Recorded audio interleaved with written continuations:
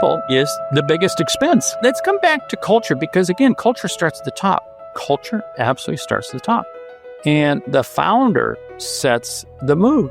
And I have seen this time and time again. Many founders, and I don't mean to pick on them, just don't have decent personalities. You're going to get people who are going to say, wow, I've got all the knowledge, I've got the relationships, I know the industry, et cetera, et cetera. Yeah. Run from those people. Rarely do they work out because they got that level of knowledge as a word, probably because they worked for the big kid in town. And that means they have got all of that legacy thinking, all of that legacy stuff, and so forth.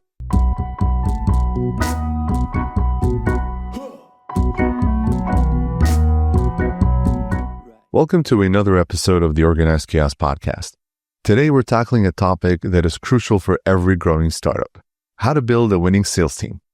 To help us navigate this, I am thrilled to welcome a true expert in the field, Mark Hunter, also known as the Sales Hunter. Mark is a globally recognized sales speaker, consultant, and the best-selling author of A Mind for Sales, High Profit Prospecting, and High Profit Selling.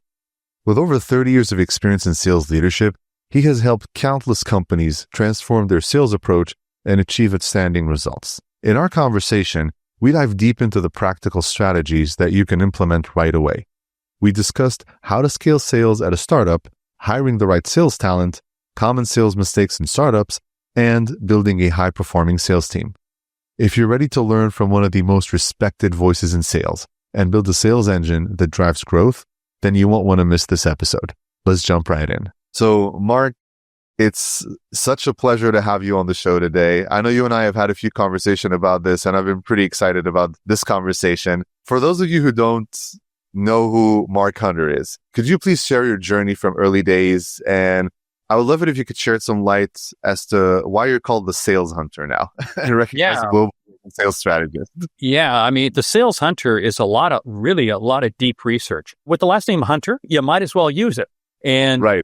Years ago, looking for a domain name, and saleshunter.com was taken. So we put a "the" in front of it, and market research completed. That became the name. So, I mean, yeah, really a lot of deep. But you know what's funny is my journey in sales, and I wrote about it in my book, A Mind for Sales, did not start out liking sales. I did not want to be in sales. There was no way I wanted to be in sales. I got fired from my first 2 sales jobs. Finally, third one, finally got my act together because I had to feed, had to eat, had to pay the rent. And then began to really appreciate sales. And I've really come along the way to realize that sales is just serving people. Today, what I get to do is I get to speak at a lot of conferences around the world and so forth, but also do a lot of consulting in terms of helping companies develop their strategy, their go-to-market strategy. And that is absolutely fantastic because I see so many ideas they're excellent ideas, but they die because they never have a path to the customer.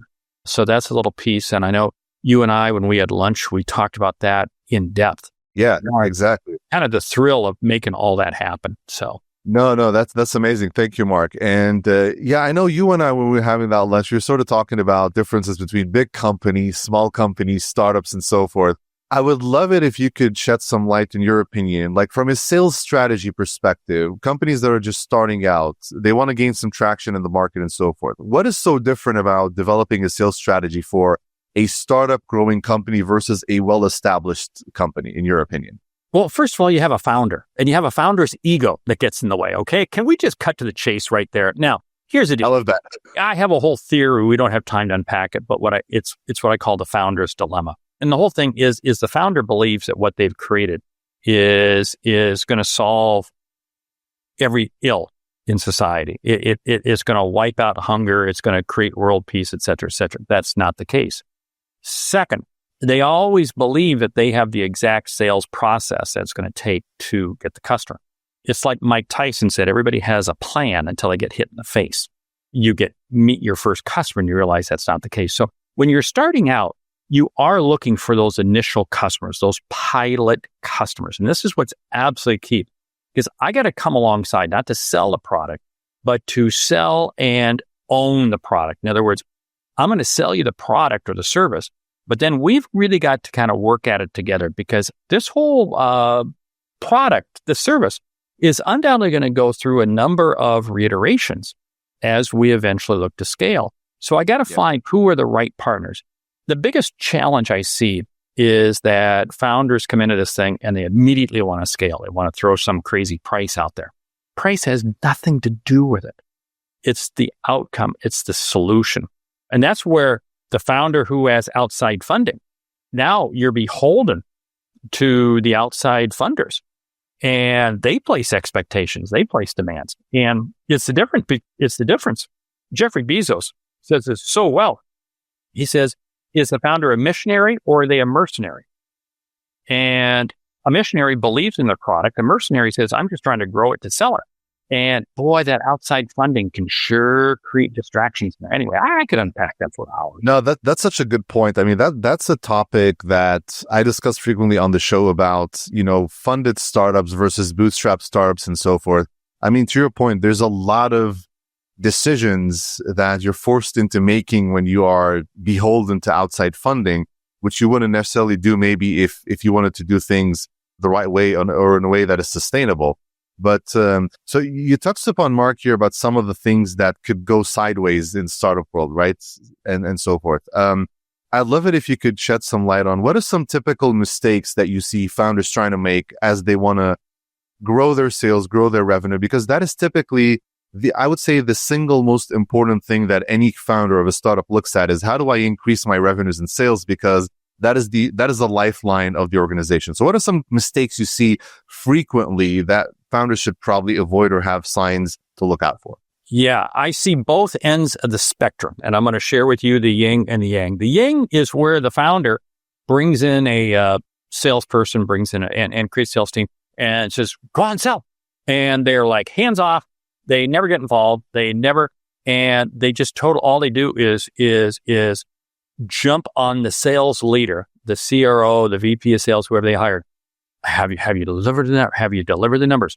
But they don't listen to what the sales leader is telling them, because many times the sales leader is coming back with terrific market intel and the founder is just blowing them off.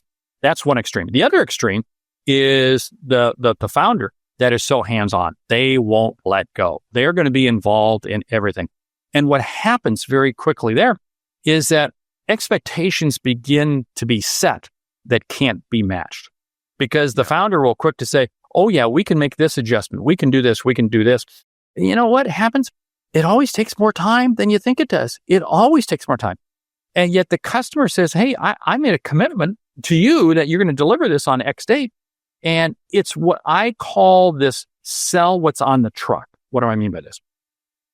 A new sales team always has to be mindful in a new company. You can only sell what's on the truck. That's what's already produced. That's what's already made. It's what we can deliver. If you sell future expectations, you're naturally going to start telling customers just to wait. Just wait. Yeah. They're going to wait, make the decision. Well, that delays revenue for the company. You can't have that. They also are going to sit there and wait, expecting things that just never happen. Because again, that rebuild, that 2.0, that next version takes a lot longer. So these are just a few of the issues that new startup sales teams run into. I'm working with a company right now, this exact situation. Fortunately, the founders of the company, it's been bootstrapped. They've been around for 5 years. They have been able to develop the business themselves. And now they're looking to scale the business and bring in a sales team. It's one of the few times that I've been brought into a consulting situation that these guys get it. They get it. They understand the balance. But boy, that's so rare. So rare. Yeah, I mean, you touched on something which I've gone through with many, many companies, given that I've mostly worked with SaaS and tech-based companies over my career, is that trying to sell a promise of something that doesn't exist yet. And the thing, sometimes I see that founders, even sales teams themselves, sometimes you're pretty much overambitious and are actually very optimistic about what the product can do. But there's also something that they sometimes forget. Businesses in early stages, they pivot frequently. What you promised may be something that's not even in your roadmap anymore. Your product might look so different. That not only disappoints the customer, but it can actually lose you customers who are existing, who probably signed up with what's on the truck, but also with the promise of what's supposed to be coming later, which also leads to some churn, which is, of course, a double whammy there. You're not selling to new customers, but also losing current customers. Huge problem there. All you have to do is Google CrowdStrike. Remember CrowdStrike about 18 years ago when they had their major problem? They were rushing an upgrade to the marketplace and failed to go through basic protocol of how you roll out an upgrade. They just did a blanket upgrade. And, what's interesting is, and I have a lot of respect for the company, a lot of respect for the CEO. They just thought they could speed the process. There's a reason why you have to have a development checklist. I mean, I'm going to go back to a book that Satya Nadella, CEO of Microsoft, gave his entire direct report teams and others when he first came in. And that is Checklist Manifesto. Checklist Manifesto. And it's really a book about the importance of checklists. And it goes through several examples, both in healthcare and aviation, how checklists, not 50,000 steps, but in other words, these are the critical steps that you do. So that is absolutely key. Go back to something else that you said that really hits home. And that is this issue of we can sit there and sell something that's not ready to go yet. And what is interesting is I see organizations, they get a little bit of success in the SMB area. SMB, wow, this is great. So they immediately think that they can take it to the enterprise level. I was working with a company a couple of years ago and very great product, great service. Man, this software was absolutely spot on for segments of SMB. Outside funding came in and they looked at this and said, well, we're immediately going to scale this to enterprise. They immediately rushed it to enterprise and ran into one roadblock after another. What happened was, they were able to sell it into some enterprise companies, but they had to babysit and put people on site for so long. So they literally almost killed the company trying to bite off too much because they ran too fast. Know your marketplace before you get into it. No, definitely. I also sometimes see founders and small startup teams where they are so obsessed with selling like, hey, this is the MVP product. Just take it to market, whatever it is. And, let's hope it sticks. And okay, we'll make it better later. We'll iterate later. It'll only get better from there. Based on what you're saying, there needs to be a lot of balance with what you're doing, right? You need to understand who you're selling to. You need to understand your capabilities, where you're going, and it has to be this very balanced tango of sorts to be successful. And that creates another problem because the sales team selling it in has one DNA, has one set of personality, has one set of style and so forth. And the systems engineers, the people who are going to undoubtedly do the install and help them, scale this up on site are of a different DNA, are of a different mindset. And there can be a real disconnect there. I recount several situations where the salespeople did what they were supposed to in terms of selling this into enterprise over their skis, but they were going to get it. And then the challenge is the company had to place people on site, several of their locations around the world, to help integrate this, get this up. And because they had not placed enough emphasis on hiring the right people, we really went with second, third tier people. And it created a tremendous, and what did it do? It wound up creating more costs, more expense, more delay. That there was such an argument going on, including litigation over meeting contract terms. Because in a typical SaaS, these are signed for a 3 to 5 year contract and escalators put in there, et cetera, et cetera. And these targets weren't being met. Yeah. So Mark, you segued into a point I wanted to jump into next, which is building your sales team. I mean, something I always say typically to guests, and even when I'm doing my solo podcast shows, is that when you're a small company and you're growing, it's like you need Michael Jordans at every position. You need every person to be a rock star. Now, from a sales perspective, and you pointed to this with teams and having the right people, and as you were speaking earlier, what are some of the characteristics that you think sales professionals in a startup should have to help the company really take that next step. Because, I mean, if you have a great product and you can't sell it, that's half the job done. So for someone like yourself who's been doing this for your entire career, what is some advice you have out there for founders who are trying to build sales teams? What do they need to look for here? Yeah, I wish I had 15 hours. First of all, you're going to get people who are going to say, wow, I've got all the knowledge. I've got the relationships. I know the industry, et cetera, et cetera. Yeah. Run from those people. Rarely do they work out because they got that level of knowledge as a word, probably because they worked for the big kid in town. And that means they have got all of that legacy thinking, all of that legacy stuff and so forth. And what's going to happen is they're going to wind up coming in and placing tremendous amount of demands and expectations that the company just can't meet. Now, try to replicate what they were used to. They are going to try to replicate. So run from those people. Occasionally, you might find one, but boy, I'll tell you what, don't bet on it at all. Now, what you need is people who are willing to literally do anything and everything. I'm looking in their resume. Have they had multiple jobs? I don't want somebody who's only had one job. I want somebody who's had 3-4 jobs. Of different types, different sizes of companies, and probably different industries. I've seen too many people.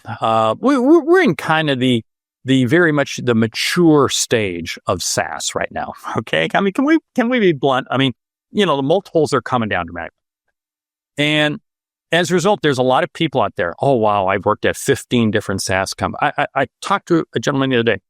He had been part of almost 20 different SaaS companies over the course of his career.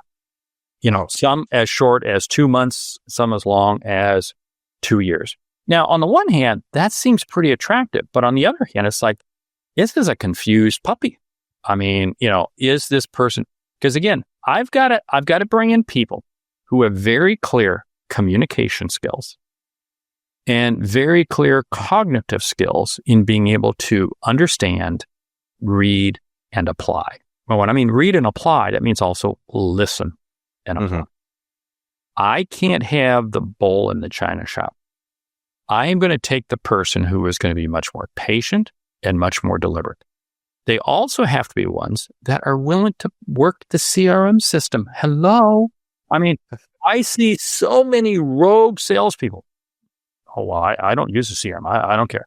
In fact, I just sent an email out to a company I'm working with just about an hour ago on this very subject because some of the salespeople were refusing to use the CRM system. And I go, you got to, because here's the thing. Any young company is going to have a tremendous amount of turnover. They are going to have turnover in sales. Remind me to talk about the CRO position. And it is so incumbent that all of that data reside in a place that the company can access the data after that person leaves. And this is why this CRM system becomes absolutely key. Now, this is not a license to senior management. I've seen this, where founders then, they go and dissect every deal that's in there. Hold it. You do that, your sales team's going to shut down. They're going to put in a bunch of garbage. But yeah, you need this stuff in there. Let's come back to CROs for a second. I always believe that you go through at least 3 generations of salespeople as you're looking to scale. And this is particularly true of the CRO position or the VP of sales position.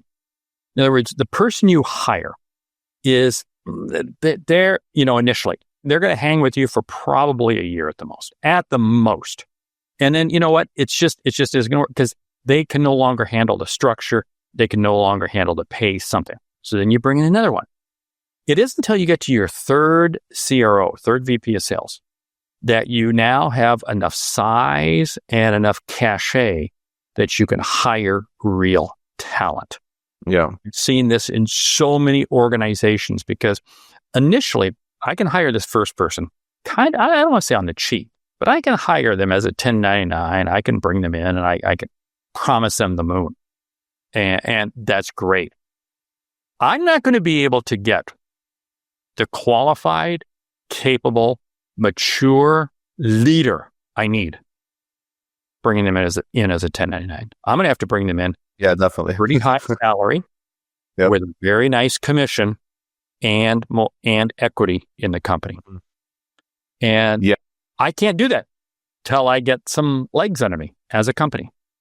Exactly. And I think that's an amazing point. And, a lot of the topics I usually talk about with some of the guests as well is, when is that inflection point for you to make a decision of when do you need that kind of leader or that kind of person? Because I think, let me paint for you some of the things I've seen, not in sales, but in general, when it comes to leadership positions, is that companies, and especially first-time founders, I see this a lot with first-time founders, is they either over-index on their first talent that they got, which is probably not the best person, and they grow them up and overinflate their role and put oversized expectations on them, and then they fall flat on their face. Or they try to get that, rock star early on, if they manage to convince that person, over-index, but the company doesn't have the resources to actually enable that person to succeed. So that also ends up being a failure. So you mentioned something great, which is there's certain stages where you need to think of that. And what are some of those triggers in your mind, Mark, that would tell someone this is the right time to get the CRO that I need who can take me to the next level versus get me someone who can get me to that first stage? Yeah. If you're looking for numerical numbers, unfortunately, they don't. Yeah. Because again, exactly. They vary by company. What I will say is this, is as I scale, is the CRO able to get the meetings with the senior level people? And what is their boardroom capability? What is their boardroom presence? Are they able to command? 2, are they able to work internally inside the company in a leadership position in terms of being able to lead the team to the successful destination that they're looking for? Or are they just bull in a china shop? You're going to do this, you're going to do that. I can't have that. 3, do they have the financial acumen to really understand where the cash flow is, where we're going as an organization? I see that this is something that challenges so many young CROs or young, first time in the position. They feel they just want to go out and scale. And it is especially true in SaaS. And it can be 18 to 20 months before we get back to a break even because of the cost of customer acquisition. Yeah. I got to be cautious with how I'm scaling because again, I can outrun my balance sheet. And I've seen this time and time again where we have outrun the balance sheet. So again, I need somebody who can understand that and know how we're going to bring customers in and eventually bring them to a positive cash flow. And again, I've seen some companies where the cost of customer acquisition is so high that it's in year 3 before they're making money. We saw, I'll never forget Salesforce, publicly traded company, highly regarded. In their annual report, this goes back probably about 15 years ago, stated it was like 55% of their total revenue was being spent on sales and marketing. Whoa! Wow. Now stop and think about that. Yeah, okay. As they've matured as a company, that number has come down dramatically. And of course, shareholder value demands that. But what I'm just saying is that, again, if I'm going to have a person in this leadership sales role, they've got to understand this. Where is cash management? Because at the same token, this person is also demanding these upgrades, these software upgrades. Well, the challenge is these software upgrades may require 10,000 hours of time. Who's paying for that? Yeah, that's such a great point. Yeah. That's such a great point. I mean, I think that, so I love that point that you need to understand the financials, how everything fits together, where you're spending, how you're making money. I think that applies also like to any position in the organization that's any decision-making capability or capacity. Because I even say this about the HR people, which is my domain, is, I mean, if you don't understand how the nuts and bolts fit together, if you don't understand the details of the financials, what your capabilities are and how long it's going to take you to, get those returns, your investments and your decisions can actually tank the company. And, just like you, Mark, I've seen this so many times where people who are decision makers who don't understand the full spectrum of financials, they see it too late in the game to where reversing course becomes so difficult. And it's like the Titanic, right? You can't move, you can move as much as you can. You're still going to hit that iceberg, which is unfortunate. There's a lot there. Let's bring this around to channel partners. I see companies early on giving far too many points to channel partners because they believe if they just give them enough points, they'll go out and sell. No, they're not.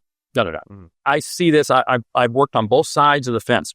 And channel partners are not going to take the new kid in on the block into their clients. Because again, that's a relationship. They own that client. They're only going to bring them in if the client very specifically says, hey, you bring me in that company. So what happens is they throw out all these points, and that becomes kind of the norm. And then what happens is the company does begin to get traction, does begin to scale based on the merits of the sales force the company's hired, not the channel partner. Yeah. But now it comes time, wait a minute. Oh, we've got to trim some of these points. And suddenly the channel partner says, wait a minute, you've been giving me 15, 16, 18 points on this. You're not going to take me down to 12, or you're not going to take me down to 2 or 3.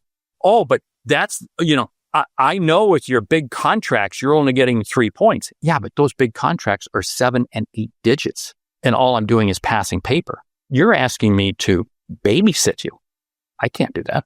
Yeah. No, yeah, that's exactly. There's so many nuances there that you can look at. So, Mark, I'm going to jump into a topic which I see a lot in my world, and it is maintaining high sales performance, from an HR perspective, and sometimes how a push and focus on performance sometimes leads to toxic culture, leads even sometimes to internal competition, and it just becoming a numbers game. The ends justify the means kind of situation where salespeople are gaming the numbers, but at the end of the day, it's not benefiting the company or the customers. What are some of the things you see around culture and what leads to some of this toxic situation? And personally, I've seen most founders when this comes up to me personally, the first team they point to is the sales team, right? So What are some of the things you see and some solutions in your mind to prevent that from happening? Okay, I got to get this off my chest. I see that with outside investors. And I don't care whether it's a family fund, a PE, venture capital. I don't care what scope or lens put in them. Every quarter, they want their numbers. Every quarter, you're going to report the numbers. And especially if you're with a VC firm on this, they're going to want their numbers, no exception. And the numbers consist of only 2 things. One, either revenue or dead bodies. That's it. That's it. I mean, I have been brought in on many, many companies because they have not been able to achieve their sales number. So it's a matter of how, cut. But anyway you cut it, they're going to get their numbers because in a SaaS world, in a software development world, people is the biggest expense, unless it's what you're paying to your hyperscaler. So anyway, but that's a whole separate issue anyway. Exactly. Let's come back to culture because again, culture starts at the top. Culture absolutely starts at the top. And the founder sets the mood. And I have seen this time and time again. Many founders, and I don't mean to pick on them, just don't have decent personalities. Now, bless them because thank goodness they don't, because they were able to get 24/7, go without sleep, do what they do. Kind of like, Elon Musk. That's a behavior. Steve Jobs, Jeffrey Bezos. I mean, I don't care who it is. Somebody has to be alongside them who is the human element. And if you think about it, Steve Jobs had Wozniak. Bill Gates had Paul Allen. There's typically always somebody else. Now, let's back up the bus here because culture goes much further than you ever think because sales is an emotional game. It is emotional. And, it's a matter of whether or not you want to get up in the morning, whether or not you want to make those calls, whether or not you want to do that. I've been part of organizations that have had an unbelievable culture, and I would literally walk through a wall for the person I was working for. Conversely, I've been part of organizations where it's a toxic culture. And the toxic culture comes out because there's no value in people development. There's no value in the personal merits of that individual. There's no respect for the individual. It is 100% about the product and about the revenue that they're going to create. And you see toxic cultures begin to come out because you see turnover. There was a company I was working with years ago, and the founder, CEO of the company would not let go. Everybody got fired from that company almost every year. And then he'd turn around and rehire them at a higher pay because he needed the talent. He needed the talent. Yeah. And it was like, but what happens is you wind up getting people who are only there working for the money. Yeah. And, you can only do that so long. I've had consulting projects where companies have thrown at me tremendous sums of money, and it feels great. It feels great initially. But boy, it just becomes brutal. And that's what you have to look out for. No, that's great. Especially that point towards the end is, especially in a small organization, if people are only in it only for the money and nothing else, the next highest bidder is going to poach them very quickly, especially if they're good, or they're just going to linger around. If you're paying them well enough, they're just going to linger around, do the bare minimum to scoot by. I mean, I see this so much in companies, not on a sales team, but so many other teams where founders, and I've seen this happen as well, is early stages when a company's desperate for talent, they sometimes try to overpay just to get some good people in, especially if the company's pretty risky. And if the stars misalign to the point where you didn't get the right person and you're over-indexing on the money, but also they're just scooting along, that's a recipe for disaster. And that on its own has such a massive effect on culture and building an organization that just is going to crumble, under its own weight at some point. I so agree. You can overpay so easily, and because that's a number, I can just do it. But the culture is, and I look at it this way: is the founder 100% consumed with themselves? When I am working with organizations and the founders have no clue about other people on their team, have no clue about what makes them tick, have no clue about their interests and so forth. And because again, what happens is the founder then with their direct reports doesn't show an interest in them. So then their direct reports don't show an interest in their people. And it just, you've got to have an organization where people care and value about one another, because the founder, this is their baby. They are going to do everything for it. The employee, it's a job. Big difference there. Oh, that is such gold right now coming in from you, because there's a point I was talking about. I think this was like a couple episodes ago with one of our other guests, and we were having the same conversation about how sometimes founders, they assume that employees are going to look at the company like they do from their lens. And I don't know where it comes from, but I can see it because you're so invested, and having worked with so many founders is you're so invested in what you're doing and you're so passionate about it. And you assume that every person who's there shares the same passion, but they don't have the same skin in the game that you do. It's not, to your point, their baby. It's a very different situation. It's a job, just like you pointed out. It's so different. And sometimes what I've seen founders do is there is expectations that are placed on employees, which are very unrealistic.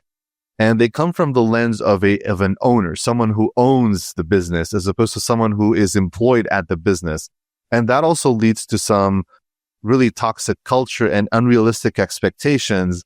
And on the flip side, especially where I've seen situations where this has happened also prevalently, is the employees aren't even given any share in the game. They don't have any equity or so forth. They are being treated like any other employee would at any other company, but expected to be like the shadow owner or partner in the organization, which is kind of interesting. And that just, takes it downhill from there, unfortunately. Yeah. Well, this is where everybody in the organization needs to understand the financial stability of the company. Yep. I will see companies go out and they get their next round of funding, and it's party time. It's party time with the founder and the top 4 or 5 people in the company. And then everybody else going, what's going on?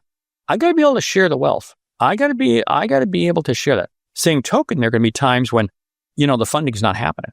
I was working with a company just a couple of years ago, global company, software, very critical and a very niche industry. And their development costs were just skyrocketing. And they were not getting the funding. because the CEO, he didn't found the company, but he bought the company, and the board were chosen to go down a very specific path in terms of how to get more funding. And their whole attempt was, this plan was going to put some real constraints on the organization. But the organization never knew that. They just think they're getting treated like jerks. They just think they're getting treated very poorly. If they had bothered to tell them, hey, this is what we're doing, this is why we're doing this, why the strategic decision was made, I think people would have accepted it much more readily. Yeah, transparency and context is so important, especially from the leadership team and to staff, because I've seen situations where the same outcome and the same messaging, when provided with the right context, transparently and in a timely fashion to employees, it lands better. But also, I think it has an effect which sometimes founders and leaders don't think of, is that when you give the truth, the full truth, and you say it transparently, some people are going to like it, some people are not. Those who don't, and even if they self-select out, it's in everyone's best interest, because it means that, one, this situation isn't right for them. That's great, right? But at the same time, you know who it's right for. And when you have that transparency, especially from the hiring process, and I'm assuming that also applies with sales, right? If you explain in detail, hey, this is what we're trying to do, this is what we're selling, these are the challenges we have today, these are the expectations, is this interesting to you? As opposed to painting this rosy picture that this is the best career move you can ever make, and then you come in and it's a dumpster fire. Oh, yeah. And this is why it's extremely critical that salespeople understand what is the compensation plan, and when am I going to get my commission? When am I going to get my bonus? However it is. And what specifically is it based off of? I was with a company a couple of years ago, and I was blown away, but salespeople would sign up somebody, but it could take 18 months for that company to begin using the product or service. It was a little bit of a consumable software. Mm-hmm. And they didn't really pay anything until that time. So in other words, the salesperson didn't receive, and the structure of the company, because of their outside investors, the salesperson didn't make any money off of it until the cash flow had arrived. So that meant you'd close a deal, but you wouldn't get compensation for about 20 months. Wow. Well, you can imagine that immediately blocked a lot of salespeople from even being willing to apply for the company. Now, for others, it made for a good opportunity. But you better show that up front. You better explain that up front, because otherwise you're just setting yourself up here. That is going to be a dumpster fire. Oh yeah, definitely. Well, Mark, a lot of great tidbits you gave there, and I know we could go on for hours here. So, in closing, if any of the listeners want to reach out to you, Mark, they need support in scaling their sales operation, they want to learn more from you, what's the best way to reach out to you and to learn more about what you offer, and maybe have a conversation? Sure. It's thesaleshunter.com is the website. Ton of information out there. You can even reply on that. Or you can just go out to LinkedIn. I'm all over LinkedIn, Mark Hunter, the Sales Hunter. And every day I'm posting stuff. We're putting stuff out there. But yeah, this is how a lot of these companies connect with me. Because again, they've heard me from somebody and they pick up the phone and they call or they email. It is. It's to me, it's an absolute kick in the pants to be able to work with so many great organizations, whether it be a VC firm, whether it be a new founder, whether it be a late stage, about ready to go to IPO. They're all over the place, each one with its own unique set of challenges. But it all comes down to, if I don't have a go-to-market strategy that works, that's scalable, the dog don't hunt. Yeah, exactly. Well, for all the listeners out there, all that information I'm going to include in the show notes. So you have all the information, the website, Mark's contact. One last question for you, Mark. You've written some books. You're an avid book reader. For any listener out there who's interested in learning more about sales and how to really grow their organization and scale from a sales standpoint, what is a recommendation, like a recommended book that you would tell people to go out and read as a first stop before, if they want to learn the basics of how to start scaling? I of course, I love the books I've written, A Mind for Sales, High Profit, Prospecting, etc. But I'll tell you what, the first sales book you got to read is a non-sales book. It's two of them. It's How to Win Friends and Influence People. That book has been around for 100 plus years. Yeah. But the other more current book, Atomic Habits by James Clear. Atomic Habits by James Clear, because it is about discipline. The biggest problem salespeople have is they're not disciplined. They're not focused. And Atomic Habits by James Clear walks you through how to create that discipline, how to be focused. Because again, sales, people say, well, that salesperson was lucky. No, they weren't lucky at all. They put themselves out there in enough places at enough different times that suddenly something happened. And that's what sales is. Sales to me is not a job. It's not a profession. It's a lifestyle of being able to help others see and achieve what they didn't think was possible.